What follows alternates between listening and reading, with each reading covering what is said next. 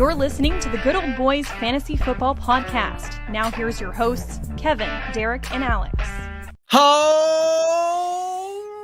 welcome in, ladies and gentlemen, to another episode of the Good Old Boys Fantasy Football Podcast with Detroit Beastie. It is the Sunday pregame show. We're here. We're ready to rock and roll with you, talk about a lot of different things going on with the NFL, going on with the fantasy football. Chris has got a lot of DFS plays that he's eager to talk to you guys about.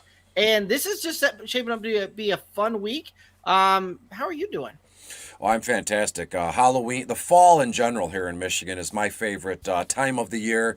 Spring is a close second because my birthday's right in April, but to me, it's the fall and it's Halloween. I'm a big proponent of the weather changing and the leaves, all the woods and everything here in Michigan. And again, I'm a big horror movie guy, slasher kind of thing. Give me a guy with a knife, wearing a mask, just going around, just slicing people up. And that's what Halloween is all about in my neck of the woods, right? We get Michael Myers, who, by all intents and purposes, is the guy when it comes to slasher movies. So after we're done here, I have a big day of laying around, eating, and I'm going to watch Halloween, the entire series, 1 through Halloween Kills here. So I got a long day ahead of me, but it's going to be fantastic here. Yeah, that does sound like a very long day of Halloween consumption there. Quick question: what? The folks have got to know what's the Halloween costume for the Detroit Beastie? Well, I have I sent out a tweet probably about 10 days ago on social media in general, like Facebook and social media. I ordered her. It's a costume for cats. It looks like like a headband, like little girls wear or females wear. It's like that, but it has a pair of scissors, so that it looks like the scissors are coming into her head and out the bottom. And I have another one with an axe, so it'll fit on just in front of her ears, and it looks like an axe is going in her head. They came the other day. I've left them out for about 3 days so she can see them and smell them, because she's not one to be touched. Doesn't like to cuddle. Doesn't like when I pick her up or touch her. So this Halloween costume is going to be short-lived. So she's going to have it on for about 3.5 seconds. So I'm going to put it on, see if I can get photos. If not, that's it. So I spent all that time and effort for about 3 seconds of a photo, which I know folks will enjoy. There you go. Do you have a matching costume to accompany that? I do not. You're looking at it. I'll put on a t-shirt and a hoodie, and when I take my hat off, it's scary enough. So we'll leave it alone. I like it. So, this would be a lot of Halloween is always a fun time of the year, and it's always a deal where you see lots of different takes on it and different things to it. And it's definitely one of those that it changes as you grow and age as well, where it's very much about the candy and the costumes and things like that. And then as you go, it then shifts to what the kids are going to be doing, what the young ones are going to be doing, and all of that. And that's kind of where I'm at with this one. So I'm sure we'll be doing some trick-or-treating tonight as well, things like that, and that'll be a good time. Yeah. As an adult man, no wife, no kids, it's just me and Beastie here. I look for any kind of time where there's literally nothing expected of me, right? So Sundays, a lot is expected of me. You as well. We broadcast, we put out content, but after all this dies down and 1 o'clock hits, I'm going to do nothing. So any holiday where it's okay to lay around and turn off your phone and turn the computers off and all that and lay around, I'm all for that. And Halloween is one of them. Horror movie fest over here once we're done with this broadcast. Beastie, she'll have to fend for herself after I take the photos of her. There you go. I'm sure that she'll have a hard time adjusting with that. But yeah, she's got it so bad over here, huh? Well, Chris, we've got a fun slate of games here to kind of cook through a little bit better. Like last week was a tougher one to go through. I don't know about you, but week 7 was one of the toughest ones that I had to rank things with. That was we've made it through buy again, and we made it through a lot of that. And now we're into some very interesting matchups. Things are heating up here. Lots of different things kind of cooking here. I know that you're very excited about some of these matchups here, but what matchup do you want to take us to first? I want to go right to Buffalo, not far from Detroit. Couple hours drive in a plane. It's like an hour 20 here. Miami Dolphins head to the Buffalo Bills. This one opened at about 48 total points. It's at 48.5 now. And I just want to remind folks, Chris, why you're always giving out the over-under and the point spread? Well, that's the foundation to all my content, my rankings, my DFS stuff. What's the total and team point implied total? What's the over-under? And we go from there. In terms of the game, from the game perspective, you look no further than the Buffalo Bills. And I know a lot of folks, I have the Rise or Fall Study Hub up here, and it gives us ownership percentages. I believe it was updated about 20 minutes ago. Everybody and their mother is going to be on the Buffalo Bills, but, Josh Allen, obviously, Stephon Diggs.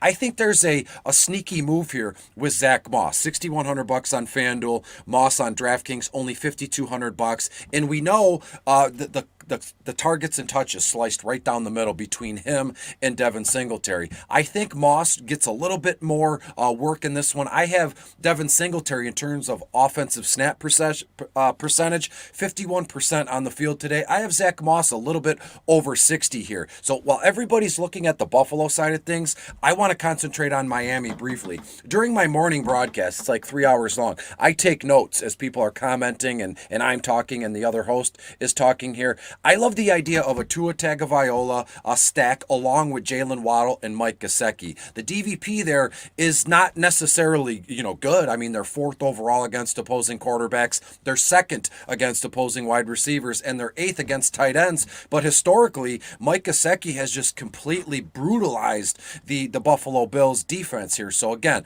everybody's looking one way towards Buffalo. I love the idea of looking towards Miami in here. Tua Tagovailoa, Mike Gesicki, Jalen Waddle for DFS purposes. In seasonal formats, you're right, if you have these guys, you're going to start them. The kind of the breakout of Jalen Waddle is upon us. He's playing well. We know that there is an exact kind of target share in this offense. We know where it's going to go, and I can't say that for every game on the schedule here. So I'm looking to really stack the Miami Dolphins in DFS formats. Final score-wise, Buffalo wins this one with ease. I have no problem taking Buffalo minus. It opened at 13.5.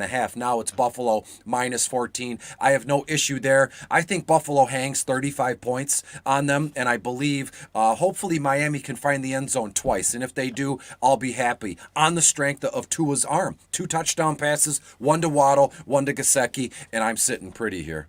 Yeah, I kind of had it playing out that way as well, where I think the Dolphins will find the end zone a couple of different times there. I've got them roughly right around 18 points on that one. Question for you, though, when you're looking at that one, Devonte Parker looks like he likely will play in this game. It looks like things are trending that way, and was pulling up some things there where it looks like he may play. And one of those things when I was looking at this game, and I was under the impression that if he plays, Myles Gaskin is not going to have as much of a role on that one. What are your thoughts around that? Where might you pivot to, things like that in this one? Yeah, that's a good move. So Myles Gaskin, $5,700 on FanDuel. I'll breeze through this. Gaskin on DraftKings, $5,600. I wouldn't touch him with a 10-foot pole. Buffalo is very stout on their defensive line and their defense in general. So much though they're second overall against opposing running backs. And in terms of Devonte Parker, I have him for a very healthy target share.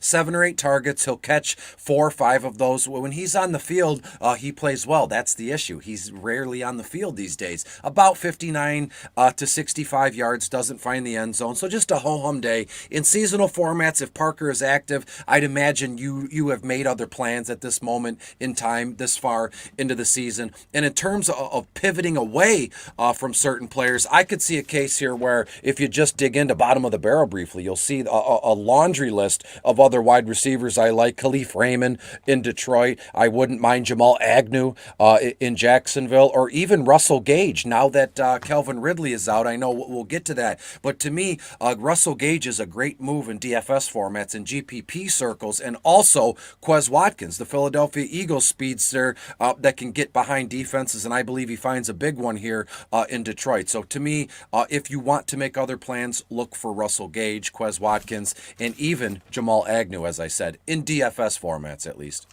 I like it. I like it a lot.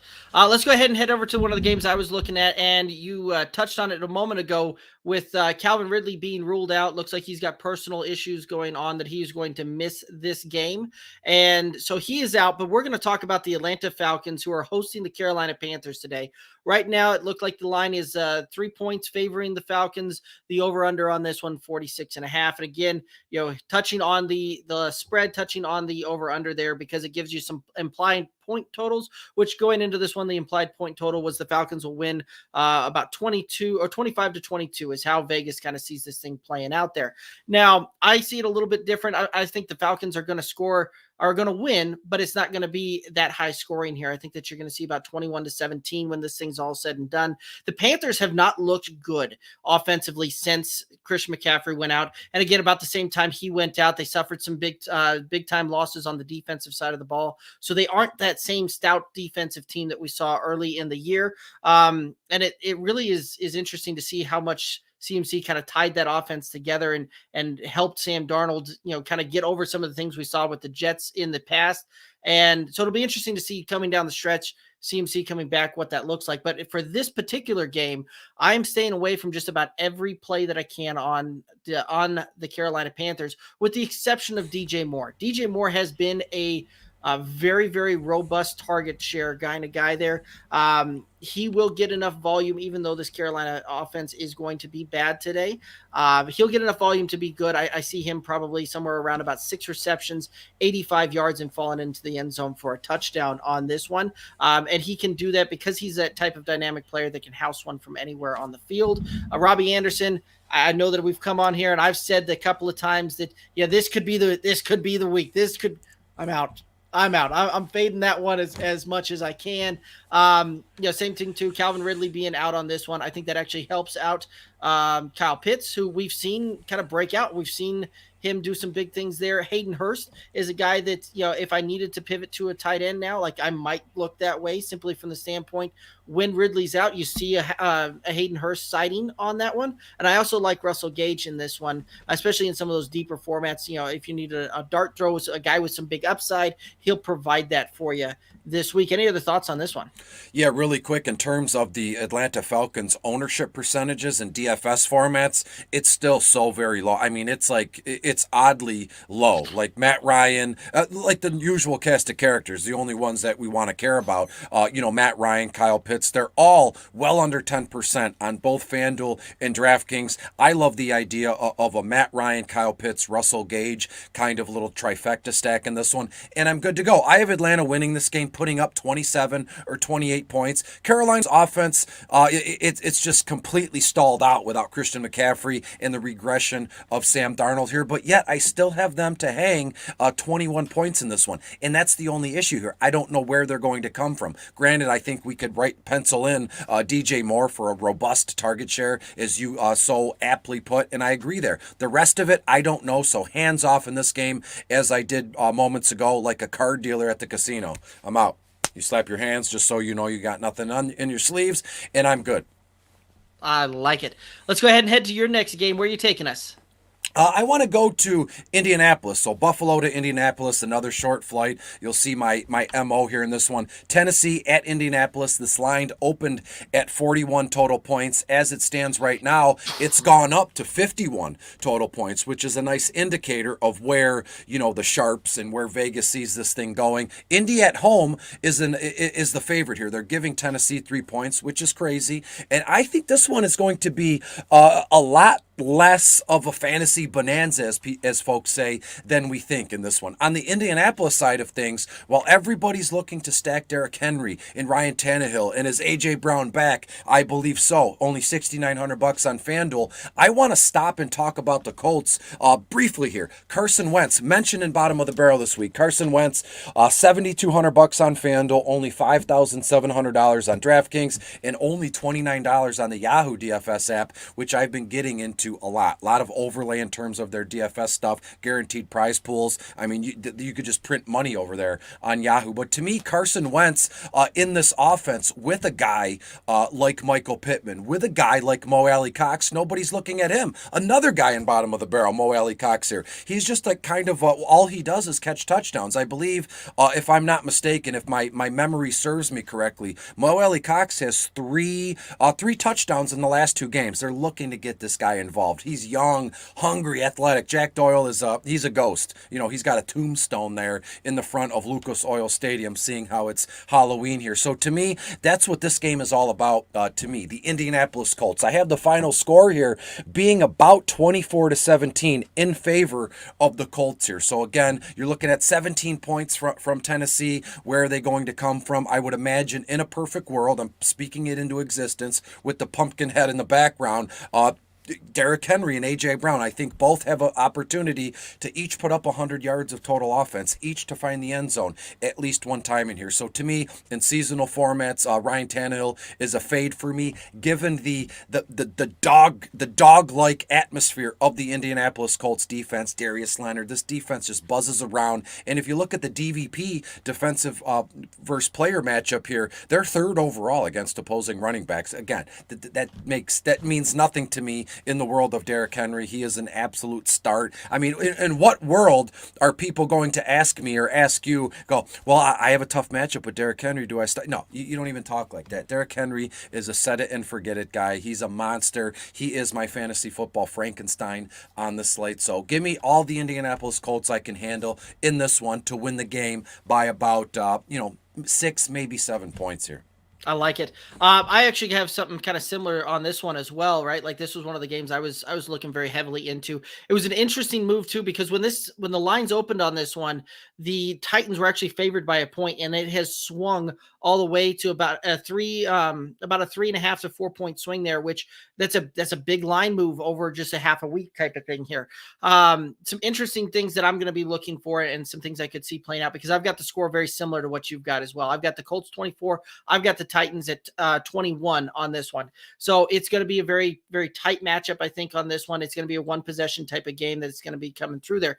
Some things that I'm going to be looking for the Colts and see if they're going to do that. I think this is how the defense is going to roll into this one, to the point where you see them stacking the box, putting about 8 guys in the box, seeing a bracket coverage on A.J. Brown there, where you see a corner kind of underneath there, shadowing him around, and then bracket him with the safety over the top as well to help prevent some of that play action deep pass type of thing. And I think the Colts are going to come through with this one and say, okay, we're going to do everything we can to take away A.J. Brown, take away Derrick Henry, beat us with Anthony Ferkshire, beat us with Jeffrey Swain, beat us with I can't remember the Josh Reynolds. That's the guy I'm looking for. Beat us with one of these other options out there, and put it on Ryan Tannehill's arm to try and find those guys. But again, Derrick Henry is a guy that's otherworldly when it comes to being able to beat tough matchups here. And I still see him getting right around about 100 yards on this one. A.J. Brown, I don't know that I see him quite as robust as you do, but I got him right about 80 yards. He'll get his,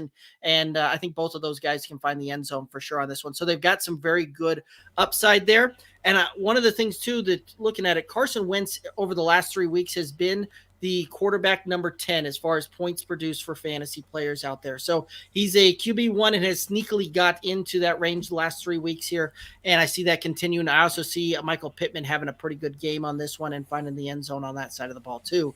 Any other thoughts? No, you hit it out of the park in this one. Again, in terms of the over under here, I'm going to go the under in this one, and I have no issue taking. Let me look at my notes really quick. At this point, I believe it's turned into a pick'em. It opened at Tennessee minus 1 point, and now Tennessee's getting 2.5 points. To me, it's still too close to call. But in a pressed feet to the fire, I would take Indianapolis minus the 2.5 against the grain. Absolutely. I'm right there with you. Let's go ahead and head over to my next matchup here, which on paper looks very one-sided, and that's how I see it going to play out there. But there's some fantasy implications here, and I see things a little different than a lot of other folks out there, and so I wanted to touch on this one. So The Cincinnati Bengals heading to the New York Jets. The Bengals are favored by about 10.5 in this one. The over under on this one is 43. So they see it as a low scoring game here. And Cincinnati winning by a mile. I think that happens. However, I think you're going to see Cincinnati put up a ton of points in this one, to the point where you're going to see the over get hit. I see this one. I see Cincinnati winning this game. 35-10 is ultimately how I see this thing playing out here. So Cincinnati will win by a mile. A lot of folks are still going heavy on the Joe Burrow side of things and the bounty of receivers that he has there. And I don't see that one playing out as much. Joe Burrow will still throw the ball. He'll still get the ball down the field, things like that. But I don't see him throwing over 30 times in this game, right? Like typically when we look at Joe Burrow, we look at, especially for fantasy points, he puts that up averaging around 35 to 40 targets a game out there. That's not going to be the way that I see this one playing out. Joe Mixon is going to have a monster game in this one, right? Like typically when you see Joe Mixon, he's putting up and he's very fantasy relevant because he's got a heavy workload where he gets maybe about 20 touches a game. Joe Mixon will go over 25 touches in this game is how I'm seeing this one. And when I was statting that out, I see him with over 120 yards combined between both his passing and receiving work on this one, and finding the end zone at least once. Not going to surprise me if I look up the box score and see him finding pay dirt twice on this one. So Joe Mixon is going to have a monster game. I see him very easily as a top 6 type of back here. So move him up into a week winner type of back on this one. I know a lot of folks, when I was looking through some of the consensus rankings through some of these things, they had him as a running back 11, 12. They had him as a RB1 on this week, but this is one of those that I see him being able to be a big difference maker in this one. As far as the Jets go, I'm staying away from everybody on that side of the ball. Zach Wilson is out on this one. You've got Mike White making his second overall start and appearance in the NFL. You see Corey Davis was added to the inactive list. So, maybe Jamison Crowder steps up here a little bit with some target share, things like that. But I am not willing to let that ride as far as any of my fantasy lineups go, anything like that. So I'm staying away from that one as much as I can. Yeah, Cincinnati wins big here. We're close in the final score. I have them putting up 38 points in comparison to the Jets. 13, 14, if that. It'd be a miracle if they got to 17 or to 14, to be honest with you here. While others are, looking at Joe Burrow and Joe Mixon, rightfully so, in multi-entry GPP tournaments this afternoon, people, look for Samaje Perine. Only $5,700 on FanDuel. On DraftKings, Perine, let me bring it up briefly. Perine, only $4,900 on DraftKings. And also CJ Uzomah. Again, back-to-back weeks for CJ in bottom of the barrel. He made very good on my promise of him last week. And let's go back to it again. CJ Uzomah on FanDuel. Only $5,700 is a lot, but we know we have a built-in target share at this moment in time, thankfully. And on DraftKings, he's only $3,700. So to me, those are the under-the-radar moves because, again, you know what we know. You know what I know, and everybody else knows it. Cincinnati is going to go absolutely nuts in this one. Hopefully, it kind of freaks me out that we're talking about Cincinnati this way out of nowhere, like they're the darlings of the NFL. But again, hey, when Cincinnati's playing well, I just find the NFL to be more enjoyable. If you want to get weird, get wild in multi-entries, look for Perine and look for CJ Uzomah. Both of them made very good on what I promised of them last week in bottom of the barrel. Moving down the list here, the Washington football team is at the Denver Broncos here. Again, people might say, what the heck are we doing here? You're talking about, of all these other games here, why do you want to stop on Washington at Denver of all places? Over under, I believe it opened at 43.5. It's kind of blah, kind of like Chicago and San Francisco. I believe that was at like 39 points. It's like a high school football game in terms of the over under in there. But Washington at Denver, it's now at 44 total points over under in this one. I think there's a lot of fantasy goodness to be had in this one, and nobody's talking about it. That's right. That's what I've made. I hesitate to say what I've made a career on doing. I mean, I get paid to write DFS stuff, but it has not a career. I haven't bought a house or a Lamborghini with it yet, so we'll slow the reins here, hold our horses. But in this game, again, normally we can find a game here, Derek, where everybody, like we just did, Cincinnati, everybody's on Joe Burrow, Joe Mixon, and we can pivot in the same game. Rarely have I seen an entire game where nobody's talking about, where nobody's on. It's like a kid in a candy store. We can just grab anything we want here. And that's what I'm doing with the Washington football team at the Denver Broncos. And it starts with me, Tyler Heineke, Antonio Gibson. I believe he's off the final injury report of Week 8. J.D. McKissick, Terry McLaurin as well, who I believe he's got some sort of lower body injury, like a sore knee, something like that, and Ricky Seals-Jones. So to me, in DFS formats, a lot of folks are just dismissing this game. We can pluck certain players out of this one and just have a field day. And then when we look at the Denver Broncos side of things, again, maybe I'm silly, maybe I'm stupid. I've had some success with bottom of the barrel over the last few years. Yes, I mentioned Teddy Bridgewater in this article, but I also mentioned Drew Lock, and folks might, well, what the hell? You're mentioning a player who doesn't even start, who hasn't even seen one snap at all this season, just for a single game purpose. If you want to, pick and choose, I know a lot of folks, they get away from single entry or GPPs, right? And they play certain, single game entries, which I'm going to do today with Washington and Denver. Maybe take a look at Drew Lock. Who knows if Teddy Bridgewater finishes this game out? He looked slow. He looked indecisive last week. And if we remember correctly, Derek, at the start of the second half, both players had their helmets on. The announcers didn't even know who was coming in at the start of the second half. Teddy Bridgewater finished the game. He was okay, but he's not 100% healthy. And in this game, maybe this is a get-right game for the Washington defense. They've been awful. They've made me look foolish so far this season. I talked about Washington. They're great for IDP and things along those lines. But to me, this game is one of my more exciting games from a DFS perspective. Again, maybe I'm wrong. Maybe I'm right. Only thing left to do here, Derek, is for the players to play. Absolutely. And looking at it too, right? Like you mentioned a lot of this game has a bunch of big name fantasy options in it. And you're right. This is one of those games that not a lot of folks are out there talking about. Terry McLaurin, I see him having a very, very big game in this one, right? Like he'll get the volume out there. He's one of the most targeted players in the league this year. So absolutely, I see him having a big one. Cortland Sutton's another guy. Just looking for him to go absolutely bonkers in this one. So I absolutely agree with you. This is a game that if you need a pivot for, if you need to look for some other option here, this is an absolutely fantastic game to rock and roll with. So I love it. We do have a couple of questions coming in here, so we're going to hit some of these up. With Ridley out, pick 2, Waddle, Devonte Smith, Cole Beasley, Jerry Jeudy. I am staying away from Jerry Jeudy, even though we just talked about the Broncos, and a lot of that has to come with a guy coming off of injury. I want to see a little bit on what that's going to look like with him coming back. Greg on YouTube's also saying that it's a PPR league. So pick 2 out of those. Chris, who do you got? Well, again, I hate to fade Cole Beasley because that's all this guy has done is catch passes, and this is a PPR. So, Greg, it's a great question. But at this moment in time in the season, I don't know what your overall team record is right now, but this is the time. If you're a game or two below 500, or if you're a game or two up, in the standings, if you have more wins than losses right now, Greg, I would play it safe. Cole Beasley, Devonta Smith. If you're chasing 500, if you need this game to go 4-4 or something along those lines, look for the home run and go Waddle and Devonta Smith. Yep. I like that one a lot there as well.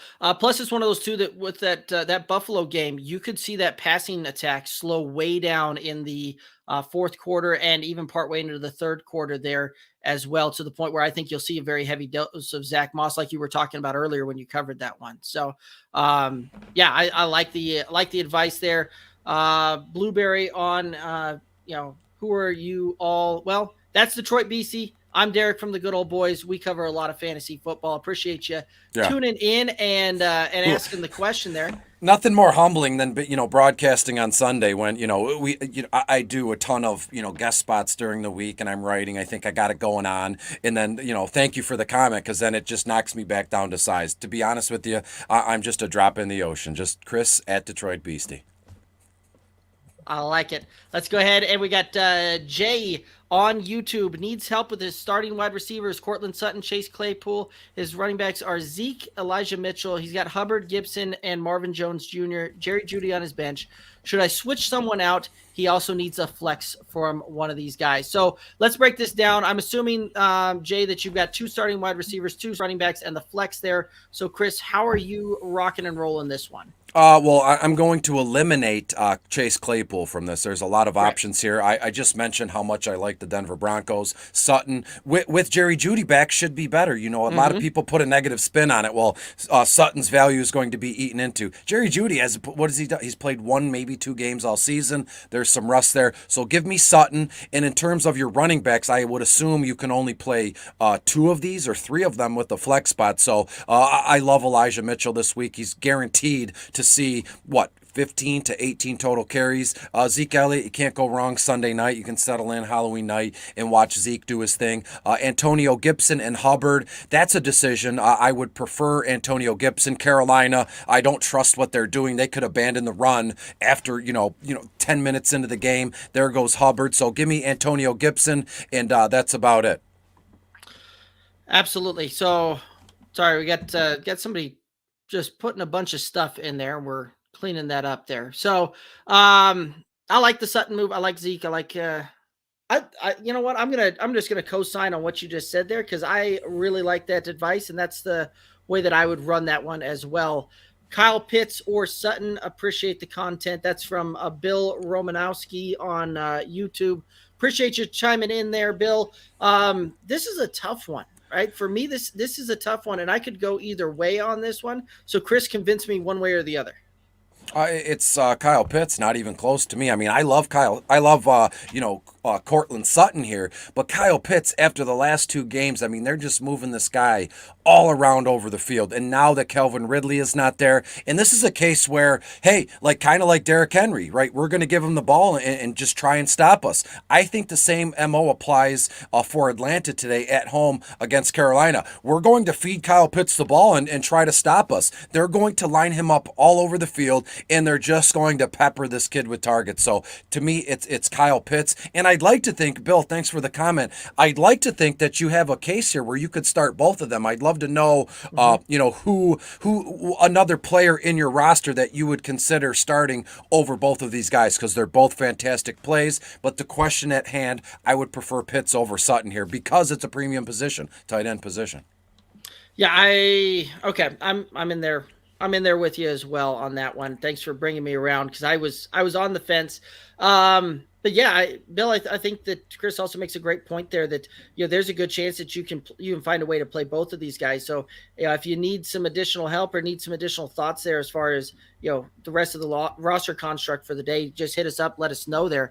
And Bill chiming in saying he has Tyreek Hill, Thielen, Sutton, and Pitts. Ooh, that is a tasty wide receiver core. I do enjoy that. It absolutely is, and I have Minnesota beating Dallas tonight, putting up 31 points. So there's no way I would feel comfortable betting or benching Adam Thielen here. So yeah, I would put Pitts in over Sutton and hope for the best here. You look good as it stands now. I mean, that is the juiciest of juicy. Yeah, I like it. So I've got that game different, a little bit different there in Minnesota and the Cowboys tonight. But I do think that you're right. I do think that you'll see Thielen get a ton of volume, ton of targets, and he puts up a ton of fantasy points when he sees about 7 targets or more. And I think you'll absolutely get there in that one. So at that point, I think you're right. I think it's Hill, Thielen, and Pitts as far as that starting roster goes. So. Well, Chris, I think that we are out of comments and questions at the moment. If y'all have any last second start sits, anything like that you want to get our advice on, make sure you put that in the comments right now, and we'll hit that one up. But we're going to go ahead and start signing out here and calling it a day. Bill saying that he is 6-1. He'll likely roll with Pitts. Thanks, Bill. It's awesome that you're 6-1. Thank you very much for tuning in and commenting. We appreciate you.